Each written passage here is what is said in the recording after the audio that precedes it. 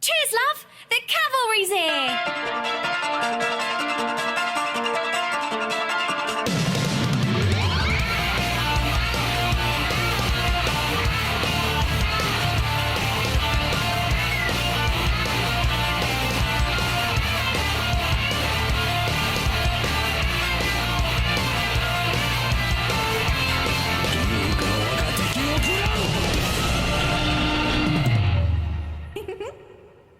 Welcome back, everyone. This is Overwatchers, the podcast all about, well, Overwatch. I'm Garrett Weinzorl. He is Patrick. He is Chris, a.k.a. Chanman. And we're coming to you a bit later this week and excruciatingly early in the morning for two of us. But, hey, it still happens. The show must go on. And, guys, there's quite a bit to discuss this week in the world of Overwatch. Do you want to talk about like international politics and how Tracer's Nation has left the? Oh no, that's different show. Sorry, right? Overwatchers. Okay, Yeah, I'm good to go. It's like the real world competitive mode. Overwatch world. It's like, what's going on? This is crazy. I mean, if you want to go there, should we talk about Soldier 76's public mention of his opinion of Donald Trump? No, I think this show is not, and for Soldier, he's talking about history at this point. So I don't think we're not going into the deep lore he's in the future. of the world. Yes, exactly. So, Daddy's all good, Yeah. It's like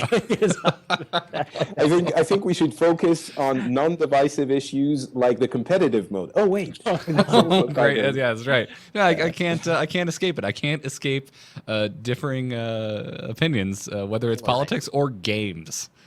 right, So. exactly. Oh man. But yeah. Anyways, guys, yeah, we're coming to you a bit late because I'm traveling at the moment, so sorry about that. But I'm really happy and thankful to these two guys for rescheduling for Friday this week. So thanks, guys. But let's dive right into it. The big news this week is that Overwatch has a PTR now. We have a public test region where we can go in and test things. It is PC only, so if you're a console player, and that's the only way you play the game. You can't unfortunately go on the PTR and test out what's going on. But guys, we have PTR patch notes. Yeah, it's been a crazy week, honestly. We had a lot of information that basically we got into a dev update from Jeff Kaplan. And we sorted everything. I prepared the notes and everything. And then I figured, oh, wait, on Tuesday, we're going to get a PTR. And all of this is going to be, and yes, it is. But it's so much information. We're going to get through it. But it's a lot of information to dissect. And a lot of different things have been changed from the beta. And unfortunately, I haven't had time to try it. I don't think, Garrett, because you're traveling as well, like me, you haven't had time to try the PTR. No. Chris, have you been on it? Yeah, I've been able to play it I wouldn't say a ton, but I definitely able to play it and get a placement and really experience all the goodness that is sudden death and just a lot of the changes that they've made to the different formats. Yeah, I was about to say I've been living vicariously through a lot of folks' tweets, like yours, Chris, and Rachel has also been tweeting quite a bit about the PTR, and it doesn't seem like there is I wouldn't say it's just a general feeling of hooray or cheering. It's as usual. Everyone's kind of like, well, this is nice. This could use some tweaking. I'm kind of falling in the middle area again of the reception. I think of these changes. There's definitely some consensus on the sudden death system. On the negative side of it, but yes. maybe we can explain exactly how everything has been changed, and then to the sudden death. Okay, all right. Yeah, sounds good. So there were some changes to different game modes on control maps. They are now going to be best of 5 instead of best of 3. So that's the same as the beta, right? Yeah, that was what it was before too. Yeah, that's the 5.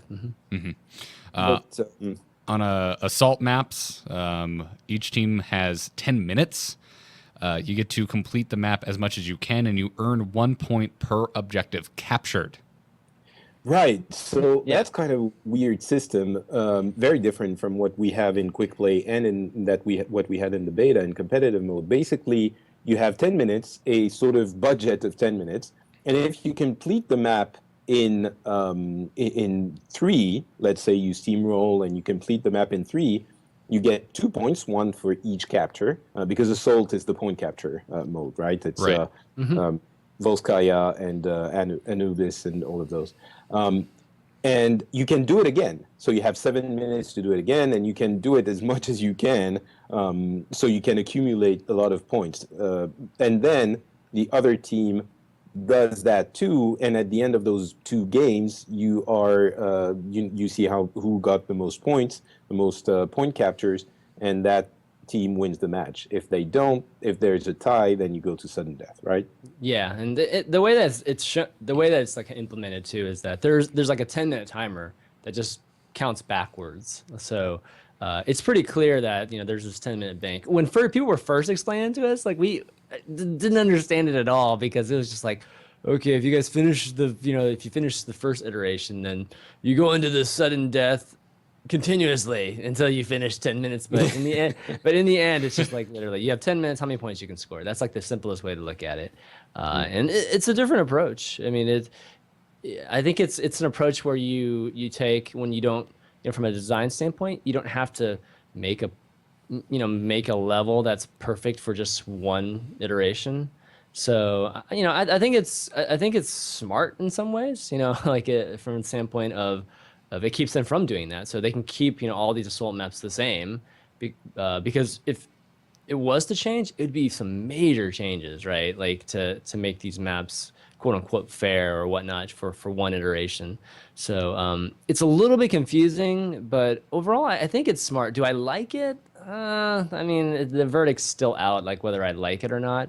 But I definitely like it better than Payload, which we'll talk about in a second. Yeah, I guess the main positive aspect to it is that you can get lots of differences in results. So it's going to make sudden death a lot less common because obviously you can have 2, 3, 4, 5 points instead of just winning the match, which is either you win or you lose, and either the other team wins or lose, and then it's binary. So you pretty much have a lot of chances that you're going to go in sudden death. Here, if you have 3 versus 4, obviously it's going to be it's not going to be sudden death. Yeah, it's just a little bit bigger of a sample size, basically. So the better team will win compared to what they were doing before with these assault maps. So a little bit of it is a little bit of an improvement for sure. Yeah. So the other one is escort and hybrid, so basically payloads. And so you also attack and then defend. You have 2 games, and then each checkpoint is one point, similar to what it was for assault maps. And then that I'm not 100% sure on. If you complete it, then you also have that 10 minutes bank, and you do it again, or do you just finish after the? Okay, so the way that these maps work is that if it's a tie, right? If it's you have 1 point or you finish you finish all of them. If you tie and you go into what was sudden death before, instead of going into one of the single control point maps or King of the Hill maps, and just kind of randomly going to a completely other map and playing it out that way, you stay on the same map. But what happens in this sudden death? So the sudden death's kind of sorry, Chris. Just before we move on to sudden death, I just want to make sure I understand the way the escort works to count the number of points. You don't have that 10 minutes bank, do you? No, you it's not. Well, it's okay. It's still like 10 minutes. It's basically still the same as it used to be. Like you have whatever bank, you get to an objective, you get more time. That's just how it works, right? Like it used to work. But it's the same as quick play for the system, except you get 1 point per checkpoint. You get 1 point per checkpoint. Right. So at the end of the time, whatever whatever the score is, then it decides whether it's sudden death or not. And then if it's sudden. Okay, go ahead. And sorry, I'm very sorry, but again, so people understand all of it. If you don't complete it, then if the other team goes farther than you did, then they win automatically. The game stops immediately and they've won, right? Yeah, so yeah, that's true. That there is a distance that's you can see the distance kind of going up the entire time. So instead So, of having time, it did you, a distance. but you don't have to hit The a check. reason I'm mentioning this is it's kind of stopwatch, but without the time. It's just the distance. And again, It's just to clarify, you just have to push it further. You don't have to hit a further checkpoint. right. Yes, that's right. That's Okay. right. So it's hard. It's impossible to tie unless you finish. Like if both of you guys finish for them, it's really really hard. I mean, you have to get exactly the same distance. So sudden death is definitely less, just less probable too, for a lot of the maps, or less probable than it used to be. But if both of you guys finish, then you guys go in sudden death. It doesn't matter how, like if somebody got it like 1 meter from the finish, like in a minute compared to the other guy, as long as both you guys finish, then it's considered a tie, right?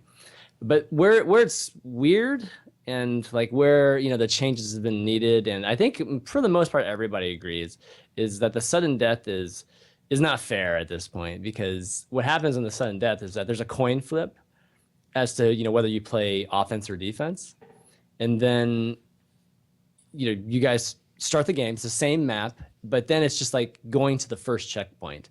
You have 2 minutes. The timer's like automatically set to 2 minutes, and whoever's on offense has to complete it in 2 minutes. And whoever wins basically on that. If they complete it, they win. If they don't, they lose. And a lot of these maps, the first checkpoints are super easy to get. Many of them are like very, very simple to get. And I think that's what we're seeing right now. It's just like, people getting just the 2 minutes is very, very easy. Like on the first checkpoint, they could have changed it. They could have like picked the tougher checkpoints or the more fair checkpoints. Right. Because we've even talked about on previous episodes where they have come out and said that the first point on a lot of these maps is designed to be taken. Yeah, that's right. That's right. So, like Dorado, I think the first checkpoint's very easy. What's some of the other ones? I've only played a couple of.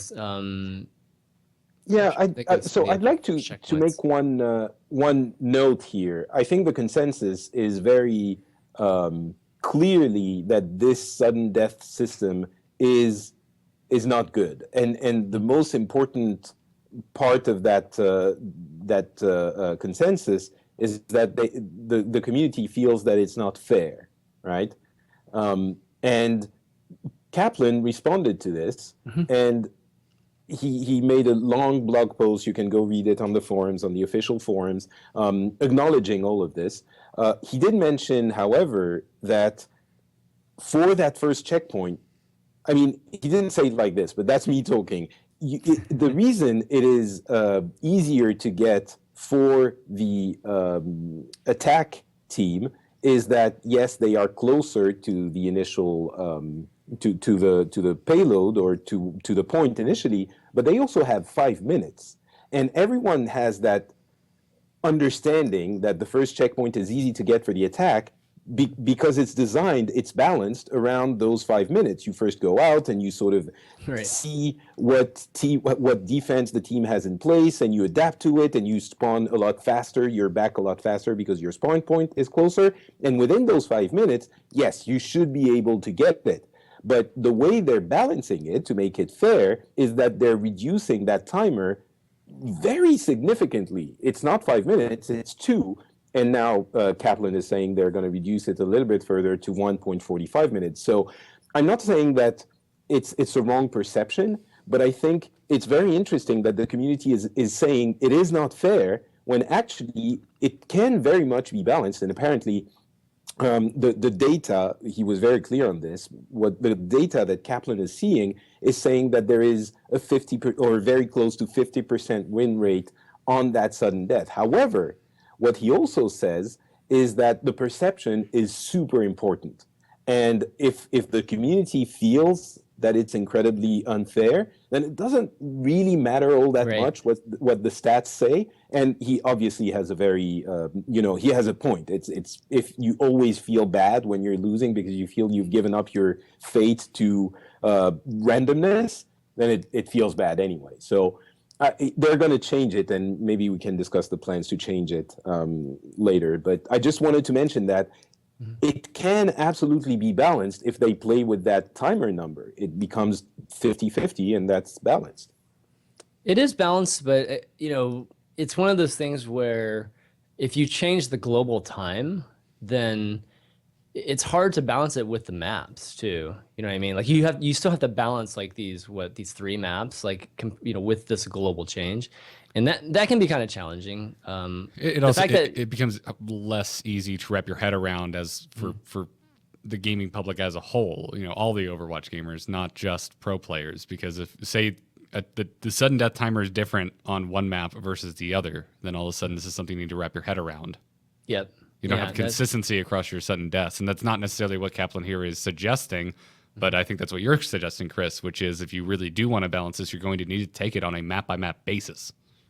Yeah, and or at least choose again. Like they're still doing the first spot, and I'd like to find out a little bit more as to why they did that. If it's just purely a spawning kind of issue, and just the fairness in that. But the fact of the matter is that the offensive team does spawn closer. So if they do get wiped quickly, like if they are pushed into a situation, and the more and more this is played, I think the more and more stats you'll see. And right now it's 50%, which is cool, and definitely like you said, Patrick, it's not perceived to be 50%, that's for sure. And maybe it's like vastly different too at the different skill levels. But if for whatever reason this becomes very one-sided at the top, at the competitive level, it would be hard for people to accept this as the default, competitive space for esport too. So they're going to have to figure out not just, I guess, a good solution, just for the casuals, but they're gonna have to figure out something too for the highest level. If they do want this to be the default format. But anyways, like my point is with these maps though, it's just like if you get wiped, they can immediately respond. Where the other team, they're just stuck with whatever, whatever composition they have. So yeah, I don't know. I'd kind of like to see a different spawn point, but there's just no other spawn point on these maps. Like for the defensive team. The problem is for this, if you spawn at the first checkpoint, then it's sort of very easy for the attack to push it anyway. And at the last one, then the defense has a huge advantage. So I know, it's really a difficult problem to solve. But so what Kaplan was saying in response to all of this, he was saying, we can statistically make it balanced, but perception is super important. So short term, they're going to tweak the timers a little bit for sudden death. Long term, though, they would like to apply this time bank system for all of the maps, obviously except for control, where it's a best out of 5, which works. I think everyone's happy with it. But for assault and hybrid, they would have this time bank system as well. And so that should already make sudden death almost impossible. It would be very difficult to have a time bank system, a draw. But if it does happen, maybe they just count the number of points you've earned. If it does, then he says maybe the best solution is to just make it a draw, and that's it. And you draw, and it's fine, and you don't have a sudden death. And he wants to make it so that people who are in that situation still feel good about having played, maybe having some competitive points. Both of them get competitive points and stuff like that. We're going to talk about competitive points in a second. But maybe that's the solution. Maybe you don't have, you reduce the possibility for draws as much as possible with your system. And then if it does happen anyway, then it's just a draw, and maybe it's fine, and nobody loses, and that's okay. Maybe it's better than the sudden death system. Yeah. Also, real quick for our video audience, yes, Skype is screwing up. We can't really do anything about it. Anyways, also, Chris, I'm just gonna play Question Man because again, traveling, haven't had a chance to try the PTR. So on the payload maps, so I know if you push further. Either way, you just win automatically. But what if, say, both teams complete at different times, that still triggers a sudden death? Yes. Yes, it doesn't matter what the time. Yeah, it doesn't matter. That seems so bizarre. Yeah, I mean, It seems bizarre with the push rule. That's right. If you have the push rule, why in God's name don't you just give the win to the person who completed faster or the team that completed because faster? it has to do with time, Garrett. They don't want anything to have to do with a watch at all. But the distance, distance is okay. It's still having the distance matter in some way. But it's inconsistent. It's inconsistent. You're ruining your own bullheaded argument at that point. Playing Blizzard's advocate. Oh, sorry. Go ahead, Chris. The Blizzard's advocate. That's I believe your only argument point at this point, Patrick, because this makes no sense to me. This seems so illogical.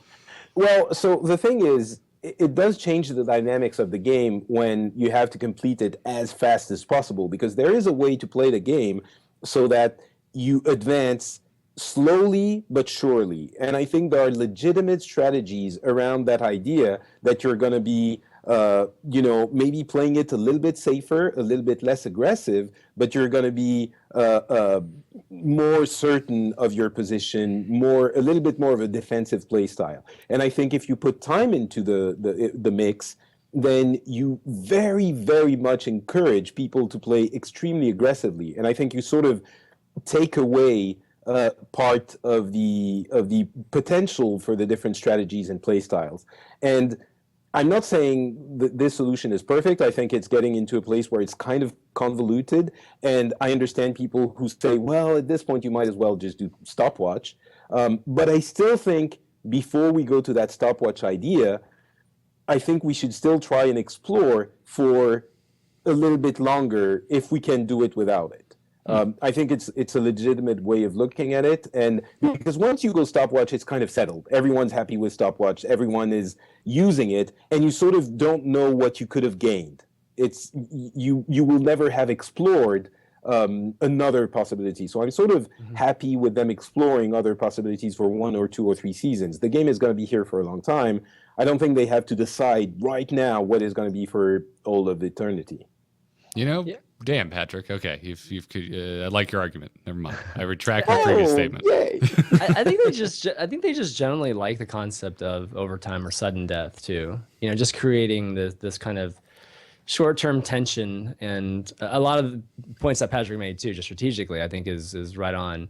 It is nice to be able to approach these maps in a different way, but I don't know. I feel like they are set on just creating this short period that whether it's artificial or not, it does create this sense of hype. And I think stopwatch can be hype too. It's just a matter of just all these little, just the count.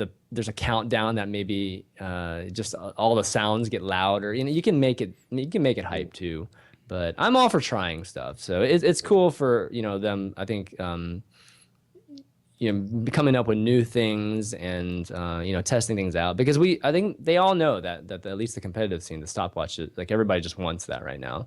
Yeah. So if they can come up with something cool, man, definitely kudos to them that everybody ends up liking more than stopwatch. That will be great. So just to specify in that response, Kaplan was saying that long term, maybe for the fall season, they wanted to implement that time bank system for all of the maps. And so that would negate the need for sudden death. So, there's a world, a possible, maybe probable world where they're going to work on a system that has that time bank system for all of them and no sudden death. Yeah. So I will say I like what they're doing here as well, which Kaplan is he's been good about kind of giving us these they're still soft dates, but they're not super soft dates, like he says right here. Long-term changes will wait until the fall season, and I do like that. I like that he's letting us know, hey, we're going to put this out. We're going to let you play with it. We're going to let you, let the player base as a whole really get in here and play with it and see how they like it. And then, if we're going to make bigger changes, it will wait until next season. Yeah. So, do you think the current competitive system? We haven't talked about the way it works and how you earn points and all of this. Maybe we should go over it too. No, I just wanted to kind of put a cap on the sudden death discussion before we move kind of back into Sure. what I think are some of the fun things, like golden guns. But yeah, that's just kind of so at this point I'm kind of curious. And Patrick, I think you made some fantastic points, which have certainly calmed me down. So I mean, I calm the angry nerd down. exactly right. I mean, it's smart, like again, I'll just like I mentioned before, using this time bank, it is a way to just it's a way to change the perception of how these maps are designed. Like everybody going into Overwatch, they don't really look at it, say, like a CSGO, right? Like the way CSGO competitive is, like the way the maps balance for like a single round, like nobody really, it's not as important, right? Because both you can play counter terrorist or terrorist, right? And in our case, we can play offense or defense. So it's just a matter of just, how many times can you, if it is favoring one side, it's just who can do it just a little bit better, like over a period of time versus just one single, iteration, and it can be kind of lucky sometimes. There can be just a lot of chance involved, right? And how fast you finish the single time. Yeah. So it is smart in that way. It's just a matter of just the community and everybody grasping that type of just that type of design versus what we've seen so far, which is to design the map to be played one time through. So definitely kudos to them for doing that, because like again, it's harder to change the map to fit that design versus changing the format itself. Yeah. I'm mildly concerned. Like I like these change. I like a lot of these changes. I think they're better in the long run. I'm just mildly concerned, kind of for the casual esports audience, like having to explain all of these different rule sets for these different maps. Yeah. So I'm hoping tournament organizers keep that in mind and. Infographics and all that stuff. That goes a long way. I hope they factor that into their production. Yeah, absolutely. I just wanted to mention one more thing, because I'm sure we would get emails and messages if we didn't. Having the time bank sort of does encourage this idea that you need to push hard as much as possible, because you want to get through the map as much as you can. So fast, in effect, it means you have to finish it faster. So to an extent, it does function kind of like stopwatch in the way it influences, maybe a little bit less, but in the way it influences the strategy. So I just wanted to mention it. But overall, are you happier with this system than you were with the one from the beta, or do you think it's on par? Or I think the assault maps, the assault maps are definitely better. I think it's no question that the assault maps are better. With the payload, I mean, it's definitely better in the sense that it doesn't jump to another map, when it goes to sudden death. I mean, that just seems so random before. And then, it's just the point where it's just, I know a lot of people just felt like why don't we just play sudden death right from the beginning, basically. But I think it's a tiny bit better from that standpoint, the payload one. But generally, I think overall it is an improvement. So that's kind of what they wanted to accomplish. So awesome, that's good. Yeah. And that's the one we're going to get with some timer tweaks. We're going to get it for the summer season, which starts like very soon. So it's going to go in that form on the live game, and then they will change it for the full season. So Awesome. Well, let's move on and talk about fun things like golden guns, guys. We'll be able to purchase golden guns. We will be able to equip said golden guns in the hero gallery. They are purchased with competitive points. And if you were saying to yourself, well, what are competitive points? Well, you get competitive points for winning games. At the moment, you get one per game one. This is obviously in competitive mode. You will not be getting this from quick play. And we're not sure, but we're assuming we're going to be getting more of these at the end of the season. I'm assuming depending on our placement. Yeah, it seems likely. Yeah. Because Jeff said that you would get the rewards more quickly if you were better placed. Yes. So, but I mean, one per game. The golden guns are 300 competitive points each, obviously. You can choose which one you buy if you want to, or not if you want to. You have to.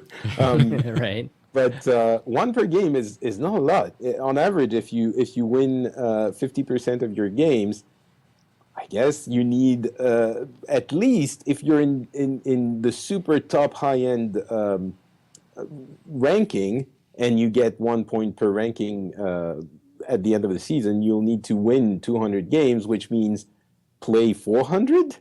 That's a lot of Yeah, I games, know. That man. is a lot. That is a ton of games. Yes, yes, it is. So maybe you'll get more points at the end of the season, but it's nice that you get something when you win a game. I think that's kind of a nice feel good thing. I think it is too. Although at the moment, golden guns are the only thing we can purchase with those competitive points, right? Yeah. So it's going to seem like a drop in a massive bucket for an average player, I Oh, believe. that's a good point. That's my one thought. It's really going to come down to, I'm curious how many points will be dished out at the end of a season. So, but there will also be more season rewards. Speaking of that, you're going to get player badges and sprays for each season, and apparently, and this is the saddest thing I'm ever going to say, the top 500 players will get an animated spray. Guys, I really, really want an animated spray, and I know I will never get one of these. Yeah, I'm right there with you. They look really nice. I was surprised. No, they're really cool. They're so yeah. freaking cool. Guys. Oh, Get ready for those Reddit posts. yep. We're gonna have months and months of those. Pour one out for my hopes and dreams.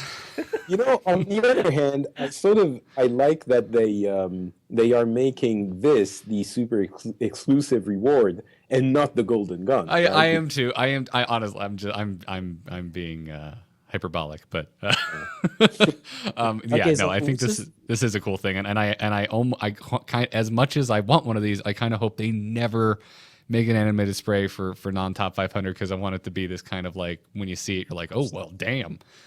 Yeah, top 500 is really, really low, though. I mean, I could see it being, there are 10 million players in this game. Top 500 per region is going to be maybe, 2,000 players in the world? That's a good point. I'm probably just never going to see one of these, because I'll never get paired with a player this good. Yeah, that's true. Our MMR's never gonna be high enough. I wouldn't mind it being like the top 5,000 players, but like we should get one, guys, at our level, but they should have like little kid party hats on them or something. Like you get an animated spray, but it's not as cool as the other animated sprays. It's got a little dunce cap or something. Big question though: what's your favorite golden weapon out of all of them? Oh, there's no question. It's Reinhardt's, the golden hammer. The hammer. Yeah, I feel like that's the correct answer. I'm mildly concerned about Divas because it looks funky. Yeah, the two guns. Yeah. Yeah, it looks weird. Is her pistol golden also? I would hope so. I didn't look I that think up, but I'm hoping there is it is. No, I don't think it's her pistol though. Yeah, I didn't actually see that. When she's in pilot form. Yeah. See it too. But I can check it. The other one is Genji. I mean, his golden sword, you're never gonna see it, and he has little golden shurikens, which are tiny, and you don't really see them either. So I think he's getting the short end of the shuriken there. Zen too, man. His balls are. Yes, golden ball. Balls are golden already balls on Zenyatta. His balls are already a little bit golden right now, right? I mean, tiny. Let's call them orbs, for the love of God, people. Orbs, sorry, my bad. Orbs. Orbs, please. And yes, Diva's gun is golden in pilot form, and it's amazing. Okay, that kind of makes up for how doofy her mech guns look at being gold. I think the whole mech should be gold, personally. Oh my god! I would make the argument that the mech itself is the weapon. Well, same goes for Bastion. Then he only his the barrel of. Except I think it kind of looks cool on Bastion, especially when he's in Sentry mode. That's true. Just something about that design I feel works better for me. But yeah. They should make somebody tweeted me, or at least one of my I don't know, just one of my followers on Twitter tweeted me that they should have made a golden gun for one of these, and I'm like, oh yeah, that would have been so awesome. McCree's was, it was just the golden gun. Like, what is it in the movie? It's like a metal cigarette pack or something that gets put together Oh, into a that's golden gun, right? Yeah, actually, that was the cigarette Yeah, pack. 'cause That was pretty sweet. because it's extremely modular looking. But can we all agree that Genji got the short end of the Yeah. stick here? Yeah. Okay. Now, yeah, I give you Genji. Yeah. Yeah, Genji got the short end of the stick because the shurikens are golden, but you only ever see them when they're flying, quickly towards you to kill you. Yeah, maybe they should like glisten in the sun or something. Yeah. For Although his sword is gold, and I guess you do see the sword on Yeah, his but- back, so that's kind of sick. Well, no, because it's sheathed. Oh, it is When- sheathed. You're It's, right. it's only when Yeah. you take it out. When he takes it out. Never mind. So and when it's out, you're running in the opposite direction. So All right. Well, we are finding nits to pick here in our no, our I defense. think they look awesome. They look the golden guns look really good. Overall, it's extremely cool, and I like that they went the extra mile and didn't just do it to guns. Like Mercy's staff is golden. I like that Genji's sword is golden, even if it is sheathed when it's on his back. But dude, your deflections, which already look cool, are gonna look so much cooler. Oh, I guess that's true. that yeah. is true. But this- That is. yeah. Yeah. Okay. That makes it a little. I have this feeling that it's not going to be that lame. Like when we see Genji, we'll be seeing the golden. Like when he does that deflect, you're just gonna be like, oh damn. Oh, the light in my eyes. Yeah. I and- actually think the golden gun is more for the player. Like it's more for me than it is for my opponent seeing it, just because of guess the so, yeah. position. Well, that's why I think it's kind of now as I'm metagaming it in my own head, I'm like, if someone's actually going to blow this currency on Genji, where it's probably the least flashy, I know they think they're a badass with Genji, and they probably are a badass with Genji. So, Yeah. Yeah. True. Sure. yeah, maybe it's cooler for Genji because, like you just said, Chanman, I think Genji's golden weapons are for your opponent and less for Genji himself. Yeah. Yeah. So very cool stuff overall. I think this is extremely fun, and I'm overall I like the idea of competitive points, even if for a poor plebeian like myself, it's going to take a while to get one of these things. But I'm glad that eventually I'll be able to get one.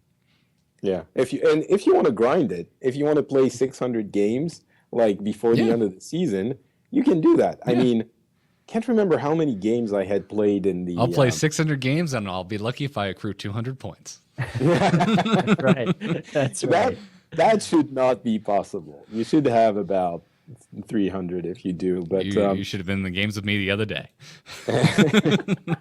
look up your profile on watcher.gg. I don't want to It's- right now. Okay. I had a So, really bad for losing me- streak the other day. For me, I am. I'm.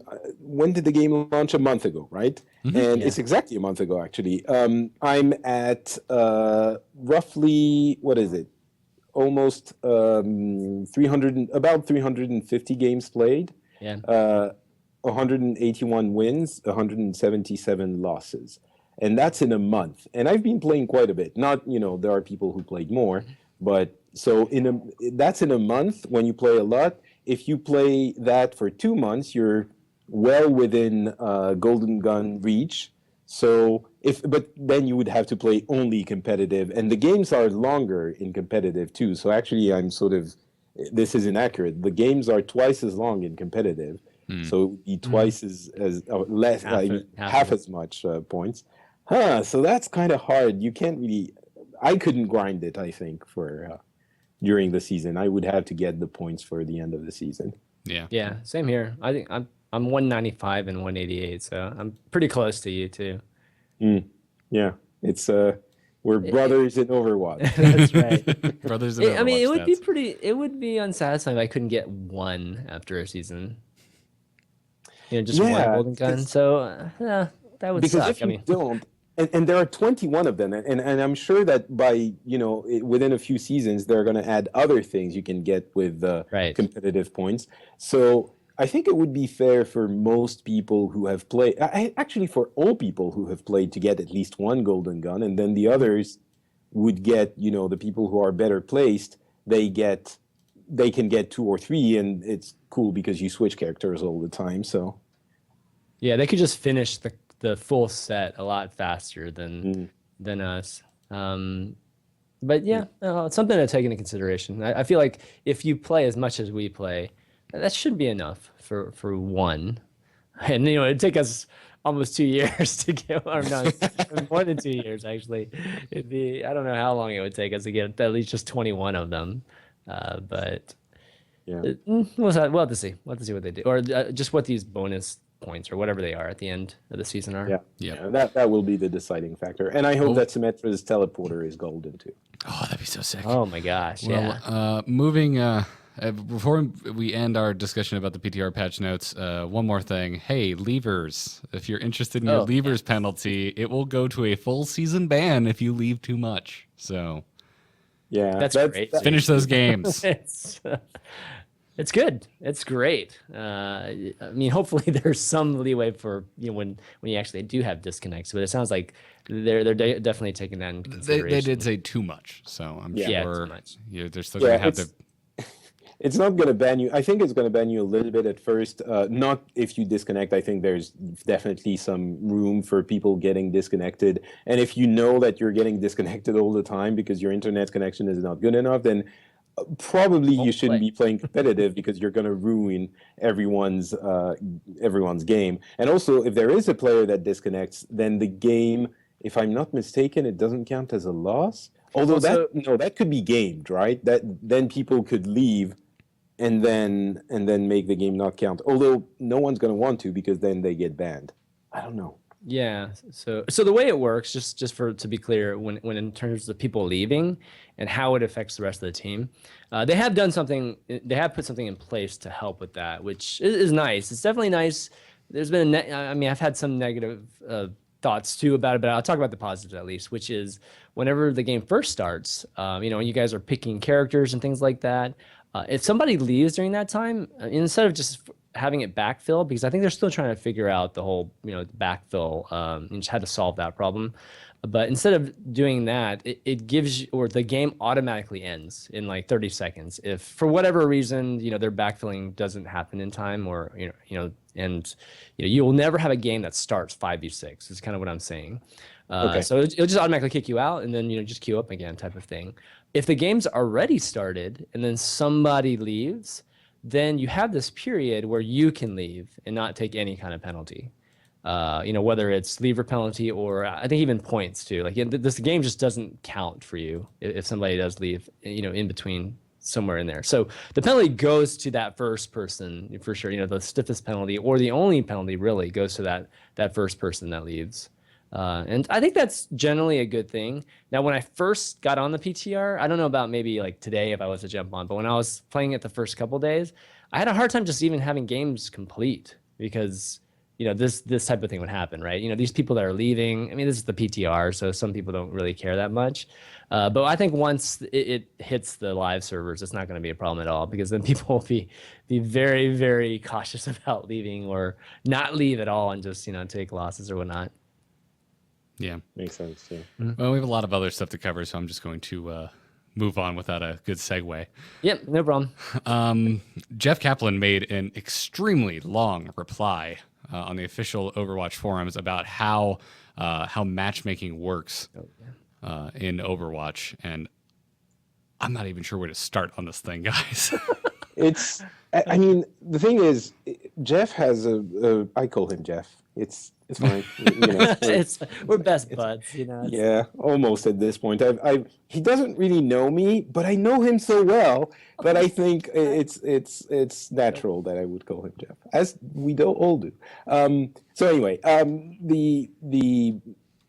think that he has a real gift for explaining concepts that you think you understand the mechanics of, in terms that make you really understand what they're about. And I don't think we can go through the entire post. Obviously, it's very long, but he had a series of comparisons where he was trying to explain what it means to have a stomp and to have actual balance in matchmaking. And he had a comparison with a game like a control map where for the first round they stomped the other team, and for the second map, the second point, they were stomped, and the third one was kind of a tie. He was saying, what happened there, right? It was the same players, the same type of game. Was the game imbalanced? Was it that, it was an actual stomp at first? Yes, it kind of was, but overall, it wasn't because it was a bad matchup. It was just that's the way it went. And obviously, the game tries to do a lot of great matchmaking, and there are challenges there, and they're constantly trying to improve it. But sometimes evenly matched teams are just going to, one is going to stomp the other. It's just going to happen because of many different factors. Maybe you're tired, maybe you're, anyway, just go read the post. It is very, super well done to help you understand the challenges and the different elements that make matchmaking what it is. So, yeah, for me, and it's a point that Kaplan brought up in it, because I don't call him Jeff, is that he brings up hero switching. There's 21 heroes. Every player's skill varies wildly within those 21 heroes, and the system it's you can't build a system that really compensates for that. It doesn't know what hero you're going to play. For all it knows, you're going to play the worst possible hero that you can. And that's something that's it's interesting, because there's been a lot of discussion about how Blizzard does MMR around a lot of their games right now. StarCraft is going to start showing your MMR publicly. Heroes of the Storm just got the single biggest update to the game ever, and it was pretty much all around the ranked play of that game, which has to do with MMR as well. And here we are one more time with Jeff Kaplan giving us the literal book on how matchmaking works in Overwatch. So. Yeah, it's just interesting, and each game each game is very different from the other. There was another point of his post which I want to allude to very quickly, or explain very quickly. He talked about the different results that you can get in a match. He says there are roughly 5 of them, and first one is my team won. We got the game. We beat the other team clearly. Second, my team barely won. Third, my team barely lost. 4, my team lost clearly. And 5, the game was broken somehow. There weren't 12 people, whatever. So 1 to 4 are the most important ones. And regarding the psychology of players, I think most people think that what they want is 2 and 3. So my team barely won, my team barely lost. But really, emotionally, what you want is 1 and 2. My team won or my team barely won. And it resonates with me quite a bit, because if you look at my win-loss ratio, and I think for everyone, go look up your watcher.gg thing, I think we're all roughly around 50%. We're all around the we lose or we win different ones. And yes, there might be stomps here and there, but overall, it is balanced. And yet, when I lose 3 in a row, I feel horrible. And so I think it's a very interesting call to the psychology of it, when what we think we want isn't what we really want, right. And it's often different from what the game actually needs to function properly. So yeah, especially in the competitive mode too. I think competitive mode absolutely 1 and 2 is the expectation. But even quick play, I think most people, I don't know, maybe I'm unique in this fact, because the reason I feel bad about losing, and he does mention a little bit, is that you do play this entire game, however minutes it takes, 15 minutes, 10 minutes or whatnot. And, when it comes to, I guess, the competitive aspect, you basically get nothing for it. And in terms of the competitive mode, you actually get a negative. So it feels even worse when that happens. So what's cool is that they take that into account, with all this. And Jeff, I'll call him Jeff too, Patrick. So, we did interview him months ago now. He did mention that that's a huge part of how they matchmake, is we won't let you lose too many times in a row. We will give you just a fly or just an easy match, just so that we can get you, in that right mindset again, which is winning. And at the same time, I don't think they try their best not to let you win too much too, but I think it's weighted more heavy on not letting you go into a crazy bad losing streak. Yep. So it's challenging. It's crazy. It's cool that the algorithm, takes all that into account, and we still end up pretty darn close to 50%. So yeah, it really comes down to they are trying to do everything that they can to make your game experience as good as it can be, including getting rid of the avoid this player option, because that poor Widowmaker player. It was Reaver. Oh my gosh. Did you hear about this? Did you hear this story? Yes. Yeah. Yes. So, oh my gosh. Reaver's queue times just became basically infinite. because the avoid this player option was not necessarily working as intended. It was put in so that you could avoid players, I'm assuming their intention was, who were toxic or just terrible people, or that one guy that just got banned in our chat room. But what was actually happening is I'm sure people were using it for that, but people were also using it to avoid players that were too skilled, too good. So Reaver, being an amazing Widowmaker player, got pretty much everyone, I guess, in his MMR bracket, basically. Hundreds of people, apparently. Hundreds of people to hit avoid this player on him, and his Q time became basically infinite. So avoid this player has been removed. I'm sure it wasn't just because of Reaver, but he was the extreme example. Well, I think overall they need to, rethink or redesign how they want to do, basically reporting or flagging or avoid this player. Because I think what the intention was right. I think there should be an option that, says, it's kind of similar to what if you prefer to play with this player or not, but it's the opposite, right? I prefer not to play with this player and avoid them that way. But I think you should give a reason. You should have some kind of drop down box that says, okay, is this guy toxic, or you just don't like playing against a tracer? Because I know some friends that just hate playing against tracers, so they just do avoid any tracer player, sort of bit with that tool. Yeah, so it just needs to be redesigned just a little bit. Yeah, it's too easy to game. It's too easy to abuse it for the purpose it was not intended for. So.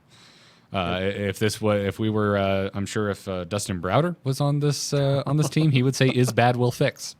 So. It's one of my favorite Browderisms. Hey, console players! Apparently, you guys are really sick of Torbjörn. It's funny because there's been a discussion mounting about Torbjörn being a real problem on consoles, because obviously you can't turn as fast and you can't lock on that turret as fast as the turret lock on you. Clear, obviously, because it's automated. And some people came to complain about it on Reddit, and the initial reaction was, noob consoles, PC master race, and that made me really sad. Yeah. But yeah, so basically, don't do that. Don't be an ass. Definitely don't do that. But yeah, so this is becoming kind of a problem. Apparently, I don't play on consoles too much, but we've seen reports of 5 or 6 Torbjörn teams, and it's not a get good problem as it was on PC, because there is this issue of time to center your reticle on the enemy, which the turret doesn't have. So I'm guessing it's going to be fixed separately from the PC version, with which Kaplan or Jeff, or now I'm confused, has said they would do. They would balance the two. They would balance the two separately. So maybe something like slower time to turn or slower time to track for the turret or something like that. But it seems like he's next on the list of nerfs, but for consoles only. Yeah, this is why we have nerfing separately from PCs and consoles, especially is this kind of issue.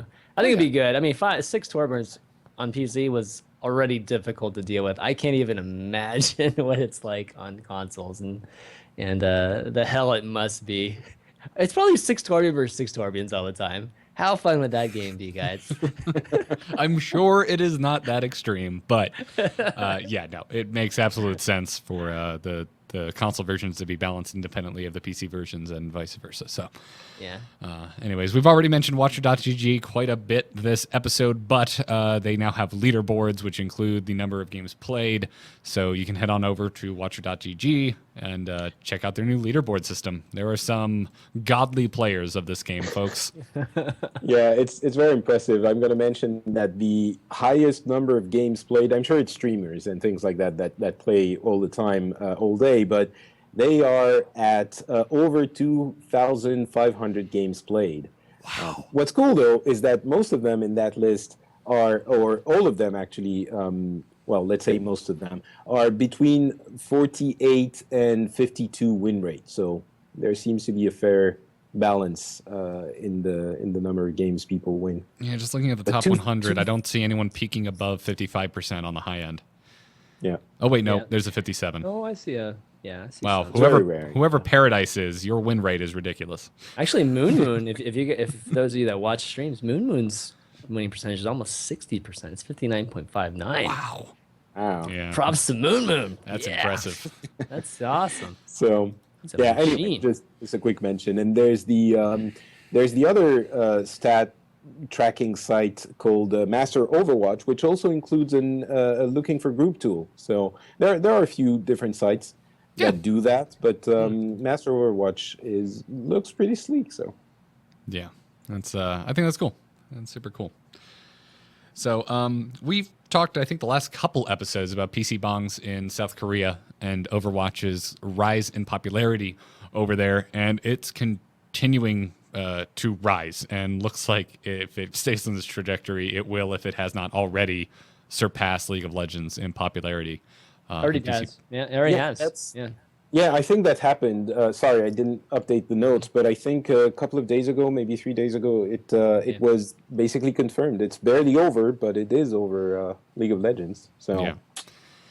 that is pretty impressive. It'll be interesting to see where it just stabilizes because I think the gap is continually rising. You know, it's like it hasn't stopped quite yet, or at least hasn't settled quite Yeah, yet. because I can't imagine it's going to completely destroy League of Legends' current percentage of how popular it is over there. Because I can't imagine there's a ton of mobile players who are just like, yeah, I'm done with this. Let's go to shooters.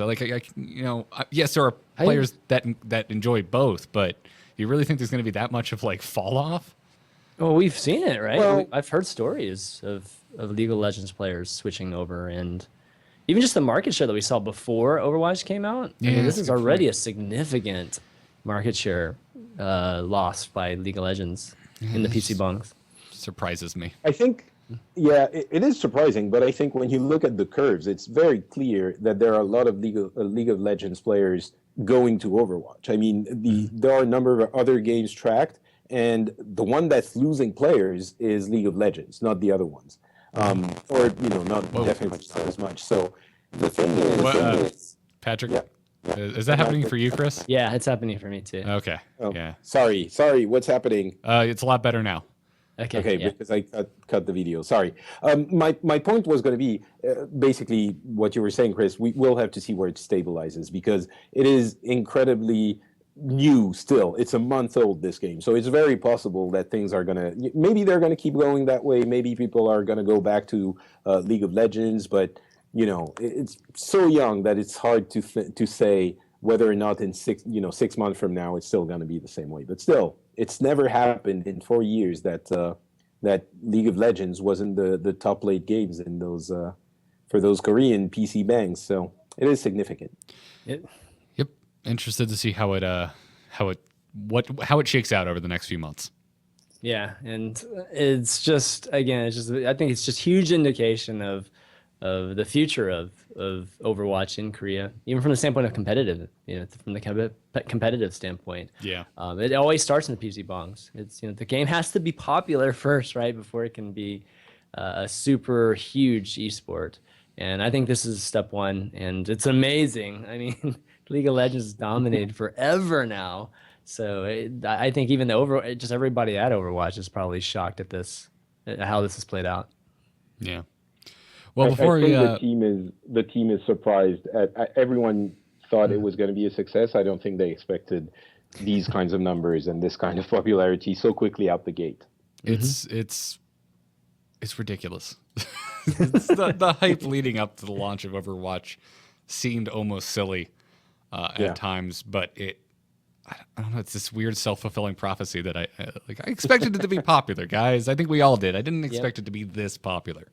Yeah. And that's, again, I'm curious to see if it stays How consistent. far will it go? Yeah, if we're gonna see a drop off, or if it's the new king.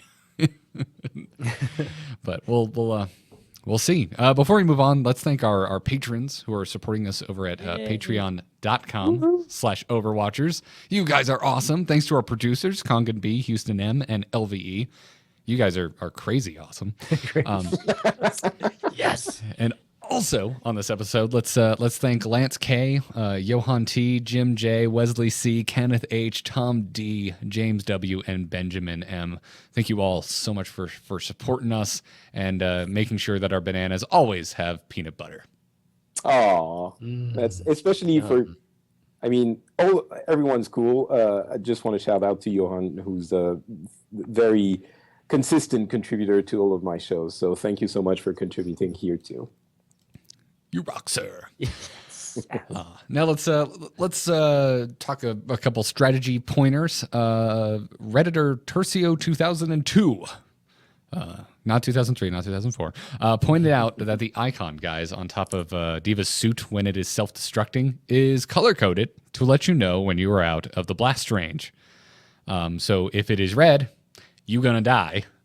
When it is orange, you are safe. You are out of range of the blast.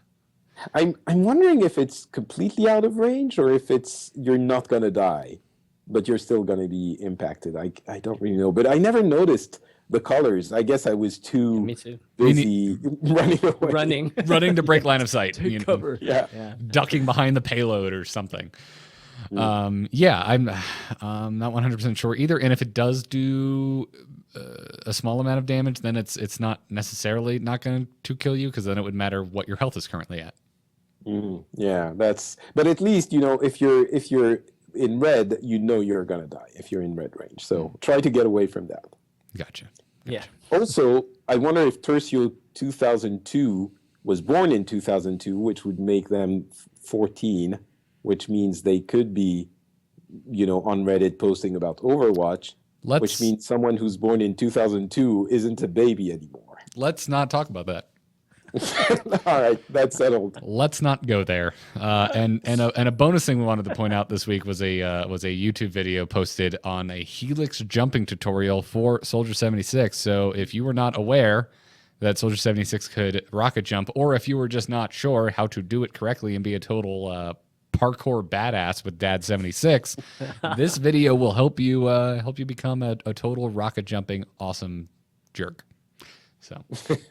And just, you walk, you fire the rocket, then you jump and you start running. I tried it a million different ways, never worked because I wasn't doing it right. Yeah, so, I didn't know that activating your sprint midair played such a huge role in this. Yeah. But apparently it does. Mm-hmm. So links to all of everything we're talking about, by the way, guys, in the show notes, which you can find over at amove.tv/Overwatchers. And again, if your smartphone is set to open the show notes automatically in Google Drive, it's not going to work. Stop requesting access and look at it in a browser. Thank you. Thank you, please. I have set up a filter to send it to junk mail. Driving me slightly insane. Anyway, Garrett has issues with the internet. I do. Anywho, let's finish it up as we always do with some fun community roundups. Which, first off, Patrick, I missed this. Thank you so much for putting it in here, because it has brought joy to my life, the likes of which I did not know was possible, which was this post on the Overwatch Reddit by Smaxy, who wrote a beginner's guide to Overwatch classes. And it is so silly. I want to die. Do you want to read one? Go ahead. Yeah. So... no one is. Farah is called Samus. Genji is called Ganja. But my favorite is the one from McCree, which reads, Mickey is a cowboy, but in a good way. He can't really do stuff, but he's cool. His gun makes people die fast or really fast. He can roll for a little bit, but then his back hurts. He has a firecracker that he can throw that makes his enemies stop and think. If you fall off of a cliff, he can't fly back up, so watch your step. For his ultimate, he tells you what time it is, and then everyone dies. Future expansions will give him some icy hot for his back pain. Mickey the cowboy, ladies and gentlemen. I love it. And all of them are written in that super silly way. It is a super fun. Obviously, you need to know the game, but most of you probably do. So go check it out. It is fantastic. Anyway. My personal favorite is Soldier 69, guys, but Yeah, because Soldier 69 is boring as hell. He doesn't do anything except run. So And good. it goes on like that. love Anyway, it. go check it out. Yeah, absolutely. Especially watch the one for Tracer if you want to read the saltiest paragraph ever written. Oh, so good. So good. I wonder who put in the notes this bit about there being a Tracer mod for Cammy in Street Fighter V. I can't imagine who is so biased in their love of Street Fighter that this made it into the show. Well, so it's not so much. It's me. I'm raising my. I can't see it. It's not so much my love for Street Fighter, although that is true. It's my love for fighting games in general, and my hoping against hope that Blizzard will make one at some point. And the thing is, it's just a mod, right? It's just one of the characters from Street Fighter V that has a Tracer skin, and it looks silly. But when you watch it, you can't help but want a Blizzard fighting game. I think it's modded in rather well. Right. Yeah, It fits. it is very well done. But I mean, it's not like it's a Tracer character. It's still Cammy's moves, and it doesn't have any of Tracer's. It's not a new character that's been modded in the game. No. It's really just Cammy with a Tracer face or a very good Tracer skin. It's just skinned, but it's very well done. Yeah. Yeah. And when you watch the video of it, it just feels like I want to play this somehow, but with more Blizzard characters. Anyway, just check it out. If you've ever played a fighting game, I think you're gonna be. If you didn't want a Blizzard fighter before, now you will for sure. It has a weird effect on me at least. But Yeah. Next genre to tackle for Blizzard. Can want Blizzard make me care about a fighting game? That's a question, because that has never been a genre I've gotten into. It's been one tick on the bar above EA Sports games for me. So didn't it tickle you a little bit when you saw Tracer fighting in this mod? Not really. I just thought, damn it. for me, I was just like, well, that's a really well done skin, and I moved on. That was the extent of my. It's just not for me. We've had this discussion on Pixels before, Patrick, and Yeah, I know. I'm just wondering if this Tracer mod thing would have worked on you, but apparently it I mean, didn't work. I'm a fanboy, so I would be interested in any new game Blizzard made. So, Sure. if they were like, "Hey guys, we're gonna do a new teach you typing game," I would go play that game. Teach you typing. Yeah, like Mario teaches typing, but Blizzard's version. I'm sitting there trying to type the incantations to the runes on Frostmourne as fast as I can to steal souls. I would play that. I would play that. Just type precision German Exactly. engineering. That would work. Also, hey guys, it turns out 6 Widowmakers can attach themselves to the basketball and then shoot it and ride it. That is such crazy, a actually. ridiculous video. I think I tweeted it on the Overwatchers account on Twitter. You don't understand what they're doing initially. They're just standing in line, and then they're getting the basketball in place, like in the center of the door, so that, they can shoot it and just ride it straight out of the ship that you start in that has the basketball in it. And so they all attach their grappling hook to the basketball and then immediately shoot it, so it goes flying like halfway across the map. And since they're grappled to it, they're following it like flying in the air. It is super silly and super fun. Meteor riding, basically. It's Yeah, so I think one of them like lands on what would be the control point for that Dallas. map, and then the rest of them just fall off a cliff and die. That's right. Just continue the arc. It's fantastic, and this is like, I'm like, when are we gonna run out of silly crap to do with the basketball? And then I think to myself, oh crap, there's more heroes coming. It's just gonna be like never ending stream of weird stuff to do with the basketball in Overwatch. Probably. There's going to be a contest eventually where we're going to have to vote on which one was the best. I think that should be sudden death, guys. this is- Personally, yeah. I think both teams should spawn in the ship, and whichever team makes a basket first wins sudden death. Oh, wow. Yeah, that would be. And somebody would figure out how to do it just like literally instantly. Yeah. But There's that probably a way to do it instantly. I just don't know it right now. Like a McCree roll, you just get into the perfect angle immediately and just fire. Yep.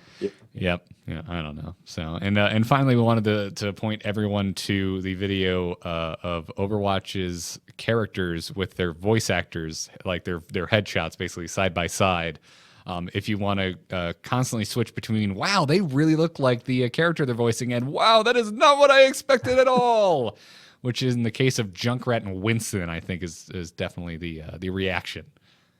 Yeah, I think your reaction to Winston was that dude looks like an accountant, and No, Junkrat. Junkrat, like it looks like the most normal guy ever. Right, like right. compared to the character he is voicing, which, as I've said it before and I said it again, is basically Australian Joker.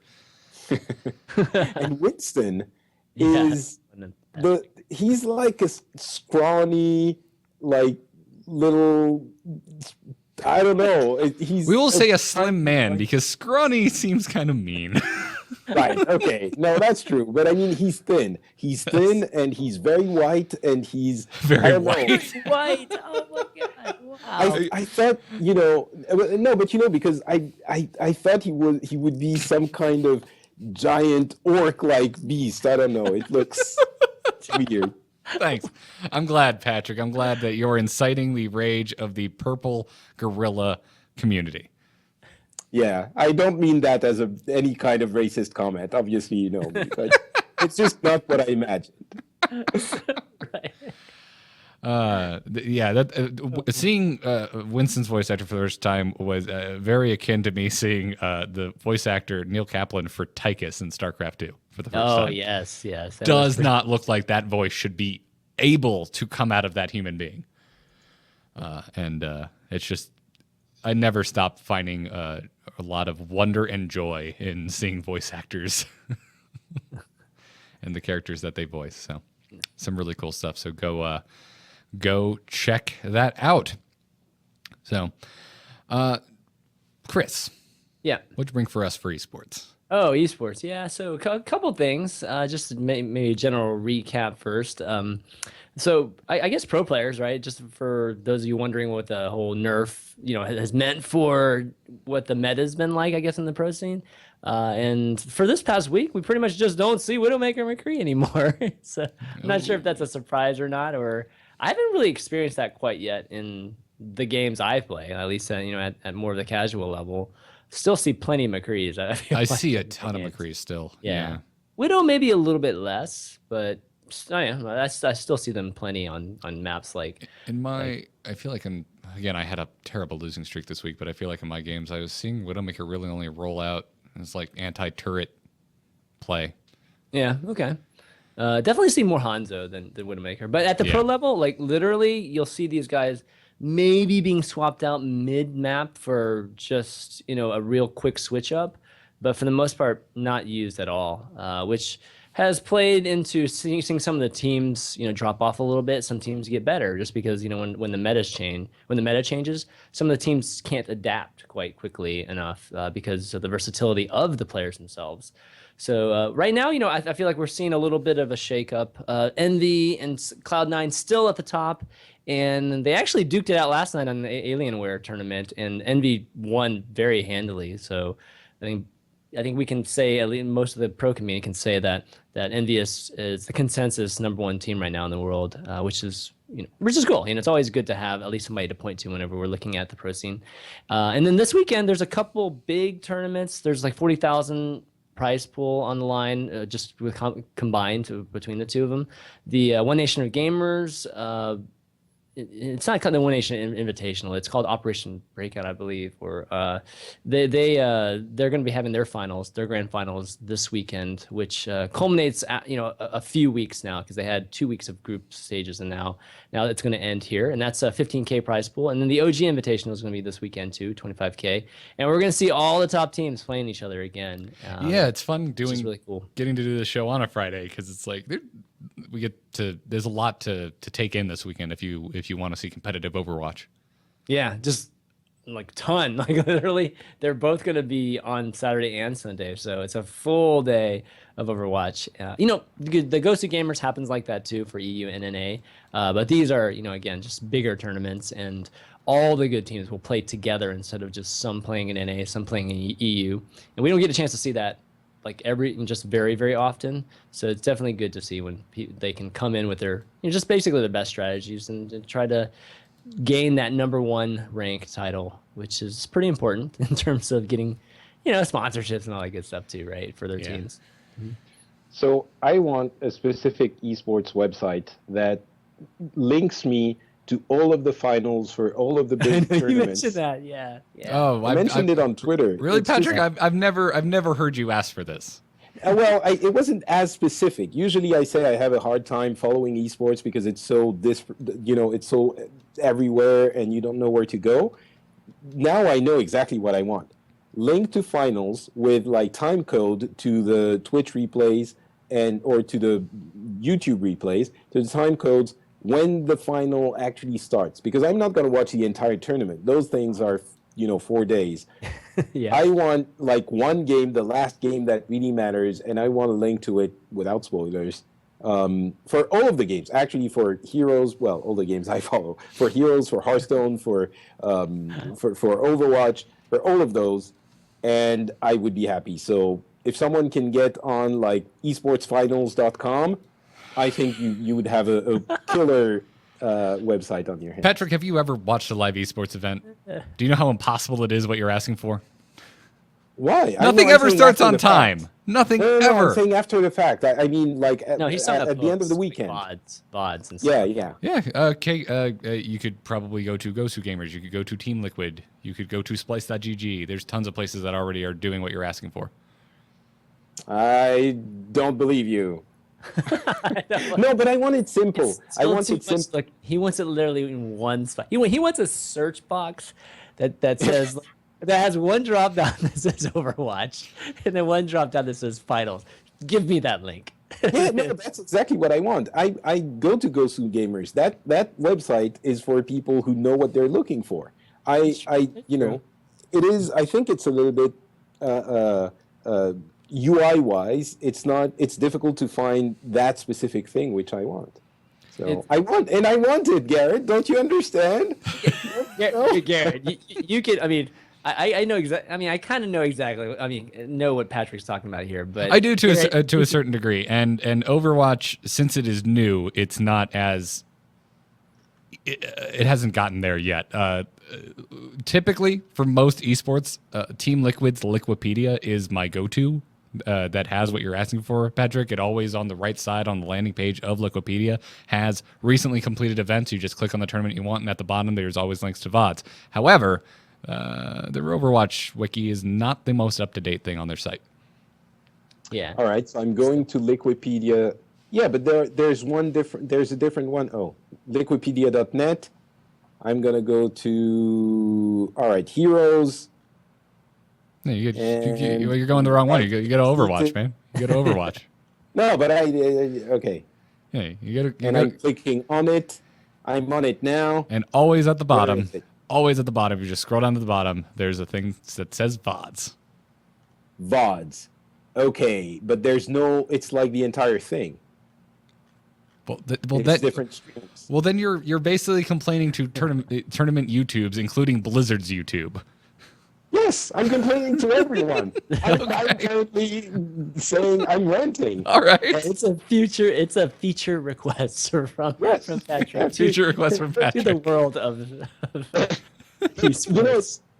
It's funny, because you two are into the world of esports, so you know where to get those things. Right. I'm not as much, and I'm sure that there are a lot of listeners that would think, you know what, I would like to. I'm not going to check out 8 hours of tournament, but if you tell me here is the finals for that big tournament I've been hearing about, I'll go watch it for an hour. That's, I can do that, but I'm not going to search through 15 million pages or 8-hour videos for it.